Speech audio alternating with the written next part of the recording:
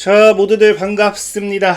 강태공입니다. 자, 금요일은 이 아이온큐가 어떤 또 호재가 나왔는지, 유럽연합, 사실 오늘 얘기하고 싶은 거는 이 유럽연합의 양자 기술이 또 전 세계 최초 성공 사례로서 어떻게 보면 발표가 되었습니다. 그래서 이게 뭐 상용화에 대한 기대도 생기고 있는 부분인데, 오히려 이를 통한 아이온큐가 어떤 반사이익이 있을지에 대한 부분을 방송을 통해서 이야기해 보려고 합니다. 자, 방송 전 늘 말씀드리는 여러분들의 좋아요, 구독하기, 댓글까지는 너무나 많은 힘이 된다라고 말씀드리면서 자, 오늘 방송 시작해 보도록 하겠습니다. 자, 일단은 지금 시장에 나온 모멘텀은 이거예요. 자, 보다시피 두 개의 서로 다른 양자점 간의 양자 순간이동의 첫 번째 성공적인 증명을 했다라는 거고요. 그래서 이게 이 두 개의 공간적으로 분리된 양자점이 광자의 평광 상태를 순간이동시키는데 처음으로 성공했다라는 거고, 이게 82%의 충실도를 달성했다라고 하는데, 이게 뭐 여러분들이 생각할 때는 충실도가 80%면 굉장히 적은 게 아닌가 할 수도 있어요. 왜냐면 최근에 뭐 99% 뭐 이런 이야기도 하고 있으니까 95, 99. 근데 이거는 순간이동을 통한 충실도기 때문에 이게 굉장히 의미 있는 게 뭔지는 뒤에 다시 한번 설명드리도록 하겠고요. 그래서 어쨌든 중요한 거는 이런 이 양자 릴레이와 미래 양자 인터넷 인프라를 향한 중요한 단계를 의미한다라고 이야기하잖아요. 그래서 실질적으로 여기서 나오는 게 유럽 컨소시엄이 수행한 연구예요. 그래서 지금 이제 보다시피 파더보른 대학교 같은 경우는 이제 대학 그 독일에 있죠. 그래서 박사 과정 뭐 쭉쭉 그 독일과 그 다음에 이제 여기 이탈리아 로마의 사피엔자 대학교, 그 다음에 이제 여기도 안 나오네. 이제 이 양자점을 개발한 게 요하네스 케플러 린츠 대학이라고 해가지고 오스트리아에 있습니다. 그래서 말 그대로 어쨌든 유럽의 이 연합의 컨소시엄에 대한 이런 세계 최초 성과가 지금 발표가 된 거고, 이게 지금에서 왜 의미가 있냐를 본다고 하면은 사실상 유럽이 여러분들 기억날 거예요. 최근에 이제 7월 달에 유럽 같은 경우도 2030까지 2030년도까지 양자 선두주자를 만들기 위한 이 양자 투자 전략을 발표하면서 이 공격적인 투자를 하겠다, 자금을 더 많이 투입하겠다, 뭐 그런 이야기를 했었죠. 그래서 이것도 제가 7월에 한번 다뤘었는데, 중요한 건 유럽이 지금 이 나아가고자 하는 방향이 양자에 있어서 어디를 선두로 잡으려고 하느냐, 바로 통신 인프라입니다. 그래서 양자 네트워크, 양자 통신 인프라를 통한 양자 사이버 보안까지 이런 쪽으로. 그래서 지금 이제 최근에도 이제 안전한 양자 통신 인프라를 만들기 위한 양자에 대한 지속적인 투자, 그래서 이런 데이터 센터라든지 병원 에너지 뭐 그리드의 보호를 강화하기 위한 사이버 보안 전략으로서 양자 통신 보안 인프라에 대한 공격적인 투자를 더 하는 걸 우리가 확인할 수 있어요. 심지어 최근에는 이제 이게 11월 달이거든요. 11월 달에 당장에만 본다 하더라도 오히려 뭐 하겠다, 이게 케이블 5G 뭐 이런 식으로 돼 있으니까 그렇지, 실질적으로 보안 양자 통신 인프라 구축을 위한 총 3억 8,900만 유로 자금 지원을 받도록 선정되었다라고 하면서 지속적인 이 인프라에 대한 투자가 들어오는 거, 이거는 이제 여러분들이 충분히 이해를 할 수 있을 거예요. 그러니까 이런 유럽연합이 지속적으로 양자 통신 인프라에 대한 투자를 공격적으로 과거부터 하고 있었는데, 이번에 이 세계 최초로 성공했다. 이게 왜 중요하냐고 하면은 아까 순간이동이라 했죠. 순간이동. 그러니까 사실상 이 순간이동이라는 게 불가능한 부분이었습니다. 그래서 양자 릴레이가 서로 다른 양자타를 연결하는 구현은 전 광자 순간이동이 요구하는 모든 요구사항을 동시에 충족하는 장치의 복잡성 때문에 여전히 불가능하다. 그러니까 이게 과거 보도 자료인데 불가능한 기술을 뭐 했다, 이번에 세계 최초로 이번에 이 난제를 해결했다는 거예요. 그래서 양자 통신에 사실 가장 중요한 거는 저희도 얘기했지만 뭐 이건 모든 통신 기술은 그래요. 양자가 아니라도 더 멀리 떨어져 있는 시스템 간에 얼마나 손실을 최소화해서 이거를 그대로 전송할 수 있는지. 그래서 우리가 지금 뭐 5G 뭐 이런 것보다 그냥 우리가 지상통신망보다 지금 이제 위성통신이 뜨는 이유도 그런 거라고 했죠. 순간적으로 얼마나 더 빠르고 더 많은 그 정확한 정보 전달이 가능한지. 양자도 동일해요. 그래서 양자 같은 경우도 이거를 시스템 간 얽힘을 그대로 유지하면서 이걸 그대로 이동하는 게 굉장히 불가능한 기술이다. 그러니까 난제 불가능이라기보다는 이거를 연구 개발을 했던 거고, 그래서 불가능으로 있었던 건데, 이 난제를 해결했다는 거죠. 그래서 이번 연구 결과 이게 처음으로 전 세계적으로 해결한 실험이고, 그래서 이게 중요한 게 뭐다? 유럽이 지금 뭐 했어요? 이 양자에 대한 투자가 독자적인 기술을 확보했다는 거예요.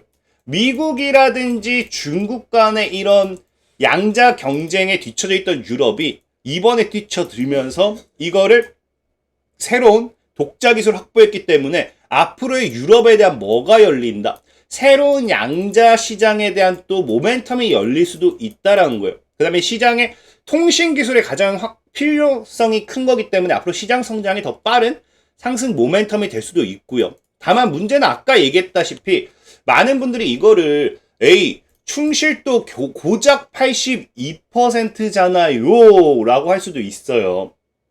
근데 여기 나오지만 고전적인 한계값을 10 표준 편차 이상 초과했다라고 하는데 이게 중요한 거예요. 기존의 순간이동 실험은 과거 리포트 보도자를 찾아보면 알겠지만 여기 텔레포테이션이 충실도라고 하는데 사실 이거 그 고전적인 방식은 이 순간이동은 아니에요. 순간이동이라 표현했지만 순간이동은 아닙니다. 이것도 설명드릴 건데 어쨌든 지금 당시에 이 충실도가 3분의 2 정도 그 충실도가 3분의 2 정도 이제 작용하면서 얘네가 지금 3분의 2가 한 66점 몇 퍼센트 정도밖에 충실도가 안 됐다라는 거예요. 그러니까 이게 지금 거의 이제 82%라는 거는 거의 이제 한 16% 정도는 충실도를 더 끌어올렸다라는 거고, 그리고 제일 중요한 게 뭐냐고 하면요. 이 텔레포테이션이라고 했는데 고전 방식은 이 텔레포테이션이 아니라고 했죠.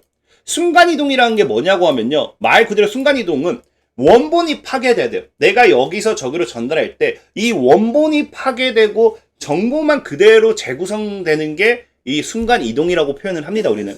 근데 이 당시에 텔레포테이션이라고 하지만 고전적 통신 방식은 뭐였느냐? A 데이터를 B에게 직접 보내는 거예요. 그러니까 원본 파괴가 아니라 이 데이터를 그냥 쏴버리는 거죠. 그러니까 B가 그 데이터를 읽는 방식이었기 때문에 이게 물리적으로 신호를 직접 전달하는 방식을 사실상 우리가 이게 순간이동이라고 할 수 있느냐라는 부분도 있어요. 그래서 이번 발표는 말 그대로 원본 자체가 파괴되면서 정보만 재구성되는 그런 분야였기 때문에 이게 이번 실험이 최초의 어찌 보면 텔레포테이션을 그대로 이런 물리적인 신호 전달이 아닌 최초의 텔레포테이션 성공한 사례가 아닌가라고 좀 생각해 보고 있고요. 또 중요한 거는 사실 이제 많은 분들이 이제 100%를 그 100%가 돼야 상용화되는 게 아닌가라고 생각하는 분들도 많아요. 근데 맞아요. 100%가 되면 제일 좋죠. 그래서 앞으로 이제 미래에도 결국에는 목표치는 99% 플러스 99% 플러스 알파 정도의 충실도를 우리가 이제 상용화로 보고 있어요. 근데 중요한 건 어쨌든 양자통신 같은 경우는 오류 정정 기술을 같이 포함하고 있습니다. 그렇기 때문에 100%가 아니어도 돼요. 90% 정도만 돼도 이걸 가지고서 실용화가 가능해지는 수준인 겁니다. 그래서 이를 통한 앞으로 양자 인프라, 양자 네트워크, 인터넷 이런 부분에 있어서 상용화 가능성이 굉장히 근접해지는 연구 결과라고 우리가 생각을 해야겠죠.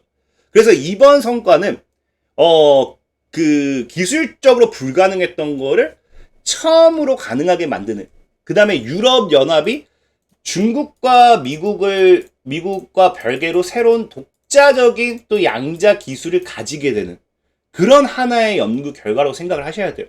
그래서 그런 부분에 있어서 왜 또 이제 아이온큐가 지금 또 반사익을 받을 수 있느냐? 그럼 이 유럽연합 같은 경우는 이 양자 인터넷 네트워킹 시장 이런 것들이 굉장히 급격하게 성장할 거예요. 앞으로 이런 연구 결과를 토대로 더 빠르게 성장시킨다라고 하면은.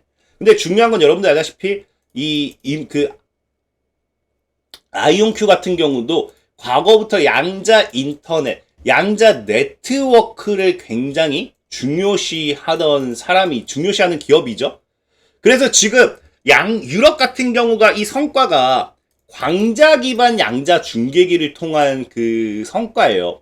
그래서 아이온큐 같은 경우도 이 네트워크, 양자 네트워크 이런 걸 할 때 아이온큐도 뭐다?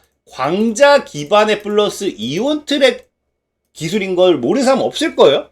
그러니까 오히려 이런 이 아이온큐 같은 경우가 이런 양자 관련되어 있는 유럽의 이런 기술에 오히려 반사이익을 받을 확률이 굉장히 높다는 거죠. 유럽 시장으로 또 진출이라든지. 물론 우리가 광자라는 부분은 비슷하지만 많은 분들이 오해할 수도 있는 게 유럽은 이제 방금 얘기했다시피 양자점 기반이었어요. 양자점을 기반으로 순간 이동을 하는 걸 성공했죠. 근데 아이온큐는 이온 트랩 기반입니다. 그러니까 이 기반이 다르기 때문에 이걸 그대로 적용하는 게 어려울 수도 있는데 어떻게 아이온큐가 유럽 시장에 진출하고 이게 반사이익이 되느냐 하는 분들이 또 있을 거예요. 근데 그래서 아이온큐가 과거에 얘네가 발표한 게 뭡니까? 중요한 양자 인터넷 이정표를 달성하고 양자 주파수를 통신 파장으로 변환하는 시험. 그래서 유럽이 지금 이 양자 네트워크 이번 기술을 통해 가지고 상용화 가능성이 입증이 된다고 하면은 이 네트워크 표준이 정해지기 시작해요. 그럼 그 안에 들어가야 될 양자 컴퓨팅 노드가 필요한데 아까 이 기반이 다르기 때문에 사실상 아이온큐는 여기에 들어갈 수 없다라고 생각하는 분들이 있는데 뭐 해준다고? 아이온큐가 이미 그 기술을 가지고 있다고요. 이 주파수를 통신 파장으로 변화시키는 기술을 가지고 있기 때문에 유럽 시장에 충분히 적용이 가능하다라는 거예요. 그래서 유럽 시장이 상용화되고 시장 규모가 커지면 커질수록 아이온큐가 유럽 시장의 진출을 통해서 수익을 더 크게 확대시킬 수 있는 확률이 높아지는 겁니다. 그래서 우리가 이걸 통상 뭐라고 표현하냐고 하면은 우리가 아이온큐의 TAM이 이제 폭발적으로 증가할 거다. 그러니까 우리가 TAM이라는 게 말 그대로 토탈 어드레스블 마켓이라고 해가지고 말 그대로 총 시장의 주소라는 게 이제 그냥 전체 시장의 규모입니다. 규모. 그래서 투자자 관점에서는 앞으로 이 TAM이 폭발적으로 증가하게 되고 유럽을 통해서 이게 미래 성장성, 이제 시장 규모가 더 커지면서 아이온큐가 가지고 가야 될 매출의 이익 증대로 연결될 수 있다는 거겠죠. 그래서 이런 것들이 앞으로 아이온큐의 기업의 또 실적 증가로도 지켜보셔도 좋을 것 같다라고 좀 말씀드리면서 오늘 방송 마무리하도록 하겠습니다.